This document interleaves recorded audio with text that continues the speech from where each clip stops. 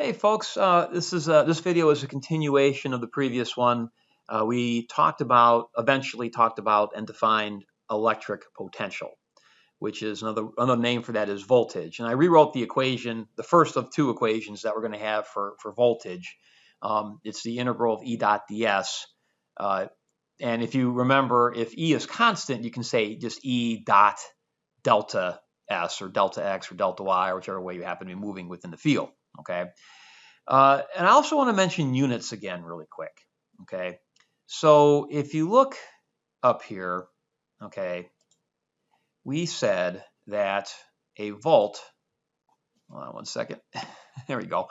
A volt is if you look here, a volt is a joule per coulomb.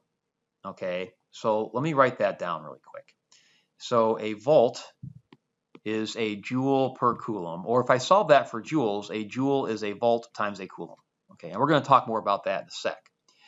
But another version of a joule, in first semester in mechanics, we learned that energy, one way to calculate work is force times distance, which is a Newton times a meter. So a Newton times a meter is equal to a volt times a coulomb. So if I write those equal to each other, and then if I divide everything by meter coulombs, all right? So I'm going to divide both sides by meter coulombs, all right? And look what you get.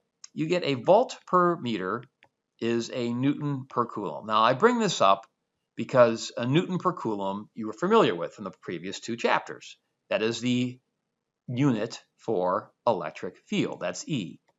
Well, it turns out that volt per meter is also an equivalent unit for electric field. As a matter of fact, if you look in your textbook right now, in chapter 25 and on, they will often write electric field as volts per meter instead of newtons per coulomb. Okay, so this is one of the reasons why, and it actually helps to think about the units when you're trying to figure out like, hey, what's going on here? What's important and what's not. It does help to look at units. So what you'll probably notice is from here on out, when I write electric field, I will write volts per meter instead of newtons per coulomb. Okay. Now, something else that's going to come into play here. Okay, so if we go up here, okay, change in potential energy is Q delta V. So let me rewrite that. So change in potential energy is Q delta V. All right. So if you're working with joules, so if you work with joules here, charge would have to be in coulombs and volts or potential would have to be in volts. Okay, so a joule is a volt times a coulomb. Okay. If we're talking about small charges, like literally one proton or a nucleus of an atom or an electron moving, then a joule is an awfully big unit of energy. We wouldn't measure that energy in joules normally. Okay. So another unit of energy is if we take simply the number of electrons or protons, okay, times a volt, you get something called an electron volt. All right. That's also a unit of energy. It's a much smaller unit of energy. Now, think about how to get there.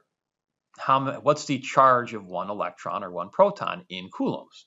Well, one electron or proton is equal to approximately 1.6 times 10 to the negative 19th coulombs. Well, that's the same conversion between electron volts and joules because of this. So 1 electron volt is equal to 1.6 times 10 to the negative 19th joules. Okay. So if you're doing a problem, and I'll do more of these as we go. Like if you're doing a problem, and I say to you something like, "Hey, that alpha particle has 2 mega electron volts of energy." Okay, and I ask you like, how fast is that particle moving? Well, the first thing you have to do is you have to convert the electron volts to joules before you can plug it into your kinetic energy equation, 1/2 mass velocity squared, etc. So we will do examples where we use that. Okay. So again, it's like saying inches and miles. It's the same measuring the same thing with just different units.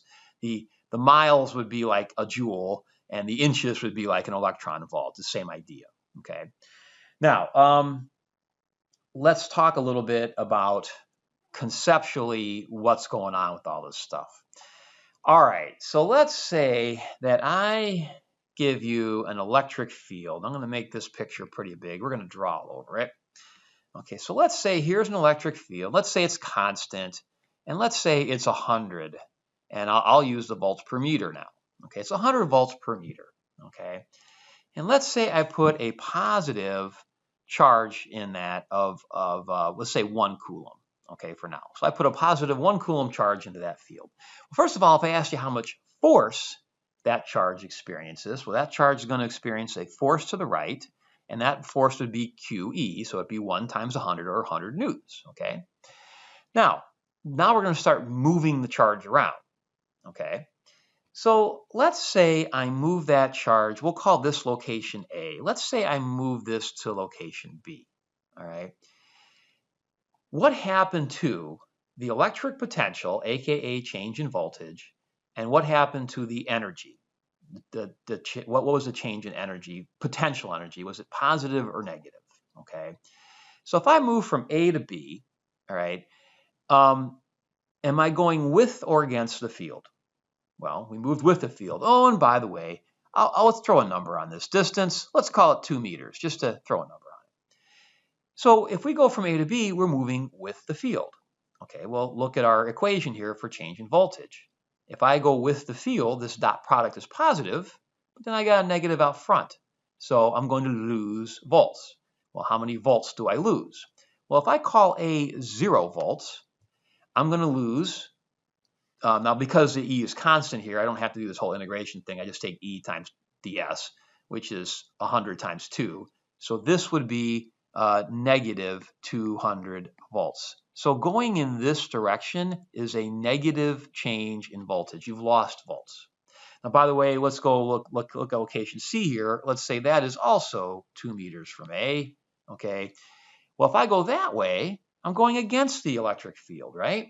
So this dot product is negative, but I also got a negative out front, so the two negatives cross off. And this would be a positive change in voltage, and it would be, positive 200 volts, okay? Now, how about my change in potential energy? Okay, well, change in potential energy is simply Q times delta V.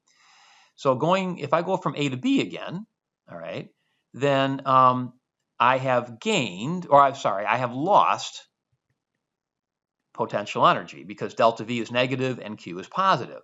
So this would be, and it would be 1 times 200, or I have lost 200 joules of potential energy. Now, something I'll mention here, a relationship between this and mechanics that you already are familiar with. If you drop a pencil, okay, which way is it going to go in the gravitational field? Well, it's going to go down, which is with the gravitational field. So one thing to remember is that objects will always try to seek lower potential energy. Okay, so if you drop a pen, it's going to try to go to lower potential energy. Well, same thing with this charge. If I drop the charge, it's going to move to the right. It's going to seek lower potential energy. And it'll do that all by itself. You don't have to push it from A to B. Now, what about if I go to C?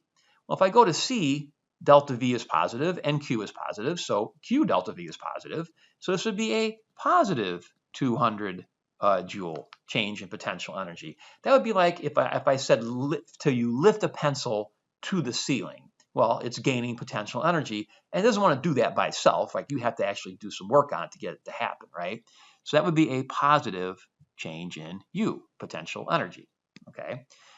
Now, where this gets a little more confusing is, what if I have a negative charge in here? Okay, so let's stick a negative charge. I'll put it down here. So first of all, the force on that would be which way? Well, it'd be to the left. Okay, so that's your force. Okay. Now, if you look at this carefully, okay, we're going to go from A to B and A to C again, just like we did with the positive charge. Does the charge factor in to the change in voltage, the change in potential? No, there's no Q here.